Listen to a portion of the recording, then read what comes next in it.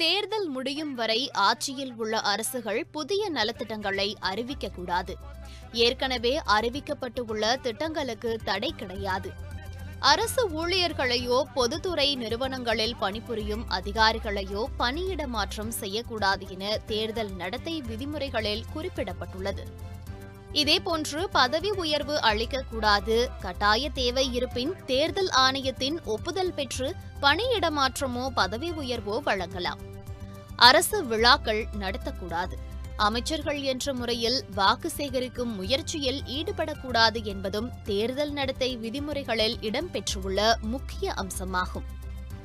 மத்திய மற்றும் மாநிலங்களில் ஆட்சியில் இருக்கும் அரசுகள் அரசு ஊழியர்களையோ அரசு வாகனங்களையோ தேர்தலுக்காக பயன்படுத்தக்கூடாது. பொது மைதானங்கள், ஹெலிபேட் போன்றவை பயன்படுத்த அனுமதிப்பதில் கட்சி பேதம் பார்க்கக்கூடாது என்பதும் தேர்தல் நடத்தை விதிமுறைகளில் உள்ளது. வாக்குச்சாவடிக்கோ வாக்கு எண்ணும் இடத்திற்கோ அமைச்சர்கள் செல்ல தடை விதிக்கப்பட்டுள்ளது. ஆனால் வேட்பாளர்களாகவோ வாக்காளர்களாகவோ அல்லது கட்சியின் அதிகாரப்பூர்வ ஏஜென்டாகவோ இருந்தால் மட்டுமே வாக்குச்சாவடி மற்றும் வாக்கு எண்ணும் மையத்திற்கு செல்ல அமைச்சர்களுக்கு அனுமதி அளிக்கப்படும். அது மட்டுமல்லாமல் சாதி, மதம், மொழி மற்றும் இன ரீதியாக வெறுப்புணர்வை தூண்டும் வகையில் பரப்புரையில் ஈடுபடக்கூடாது. கோவில், மசூதி, தேவாலயம் உள்ளிட்ட வழிபாட்டு தலங்களில் தேர்தல் பரப்புரை செய்யக்கூடாது. மற்ற கட்சிகளை கொள்கை, செயல் திட்டங்கள் அடிப்படையில் விமர்சிக்கலாமே தவிர தனி மனிதனின் சொந்த வாழ்க்கை குறித்து தேர்தல் பரப்புரையின் போது விமர்சிக்கக்கூடாது. மற்ற கட்சிகளின் பரப்புரை கூட்டங்களில் குழப்பம் விளைவிக்கக்கூடாது.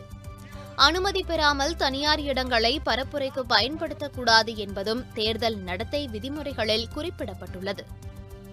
வாக்காளர்களுக்கு பணம், பரிசு பொருட்கள், சலுகை கூப்பன்கள் கொடுப்பது விதிமுறைப்படி குற்றமாகும். அது மட்டுமின்றி வாக்குச்சாவடிக்கு செல்ல வாக்காளர்களுக்கு வாகன வசதி செய்து தரக்கூடாது. தேர்தல் பரப்புரைக்கு அனுமதியின்றி அதிக வாகனங்களில் வரக்கூடாது.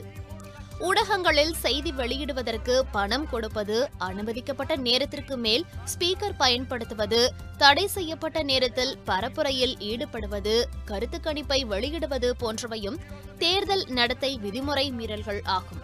இதனை மீறும் அரசியல் கட்சிகள் மீது சட்ட ரீதியான நடவடிக்கை எடுக்கப்படும் என தேர்தல் ஆணையம் அறிவித்துள்ளது. உண்மை செய்திகளை உங்கள் கண்முன் கொண்டு வரும் காவிரி நியூஸின் யூடியூப் சேனலை சப்ஸ்கிரைப் செய்யுங்கள். நொடிக்கு நொடி நாட்டு நடப்புகளை தெரிந்து கொள்ள kaverinews.tv, Facebook, Instagram, Twitter போன்ற சமூக வலைதள பக்கங்களோடு எப்போதும் இணைந்திருங்கள்.